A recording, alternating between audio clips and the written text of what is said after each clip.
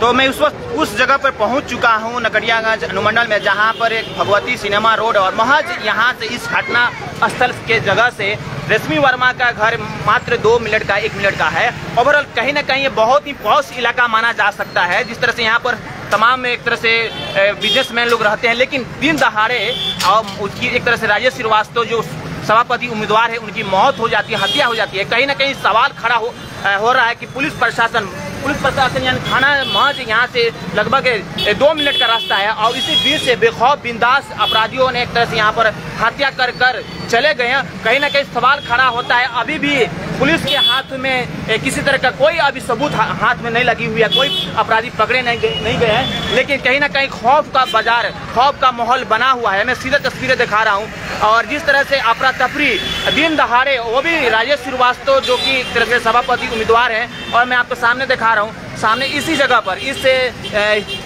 एक तरह से भगवती सिनेमा रोड है और बस इसी जगह पर, इसी चौराहा पर उनकी एक तरह से हत्या कर दी गई। कहीं ना कहीं बहुत ही खौफ वाली एक मंजर निकल कर आ रही है। जिस तरह से आए दिन जो घटनाएं घट रही है वो भी बिहार में, और ख़ास तौर पर अपराधियों का हौसला बुलंद है और एक तरह से शूट एंड साइट कर रहे हैं एक तरह से बेखौफ। तो कहीं ना कहीं सवाल खड़ा होता है कि आखिर प्रशासन क्या कर रही है। तमाम लोग एक तरह से गमगीन है, स्पेशली एक तरह से गरीबों का मसीहा लोग कहते थे, खासतौर पर गरीबों में उनका बड़ा क्रेज था और उन्होंने इलेक्शन लड़ रहे थे। इसी बीच कहीं ना कहीं हम ऑन द स्पॉट पर आपको एक घटनाक्रम का पूरा चीज़ें बता रहा हूँ कि आखिर यहाँ पर जो घटना हुई है, पुलिस प्रशासन एक तरह से अलर्ट मोड पर है, लेकिन अभी किसी तरह का कोई अपराधियों का कोई सबूत, किसी तरह का कोई यहाँ पर पकड़े नहीं गए हैं। बहरहाल हमारी निगाहें लगातार इस घटनाक्रम पर पूरी बने रहेगी कि ओवरऑल किस तरह से यहाँ पर हत्या हुई है दिन दहाड़े।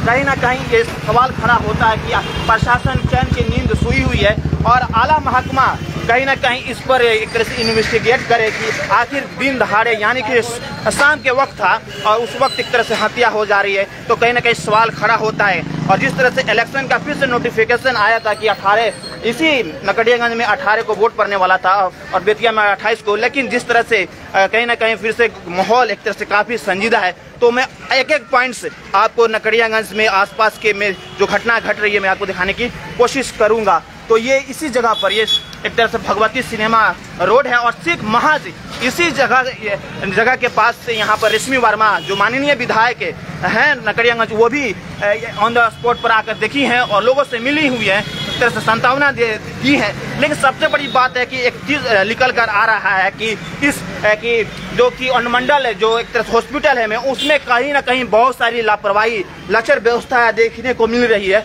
और जो कि राजेश श्रीवास्तव के जो समर्थक हैं काफ़ी नाराज हैं हॉस्पिटल के व्यवहार से, उसमें डॉक्टर्स की लापरवाही हो या तमाम चीज़ें हो और एक तरह से। तो ये कहीं ना कहीं घटना बहुत ही एक तरह से पॉलिटिकली तौर पर क्या है इसमें अब जानने की ज़रूरत है। और अगर ये इन्वेस्टिगेट होती है तो ये एक तरह से तथ्य निकल कर आएगा। देखिए चौराहा है और इसी चौराहा पर एक तरह से शाम के वक्त पर एक तरह से हत्या कर दी जाती है राजेश श्रीवास्तव का। उसके बाद से कहीं ना कहीं लोग एक तरह से डर और खौफ में, और तमाम जनप्रतिनिधि जो हैं उन्हें भी एक तरह से डर लग रहा है कि किसी के साथ कोई अनहोनी ना हो जाए। बहरहाल अब प्रशासन के चाहिए कि नकड़ियागंज में सुरक्षा बढ़ा दे ताकि किसी तरह के कोई कैंडिडेट के साथ कुछ तरह से दुर्व्यवहार और उनकी हत्या ना हो। लगातार मैं आपको बना रहूँगा। बहरहाल जामिया देखते रहें साथ पब्लिक न्यूज़, मैं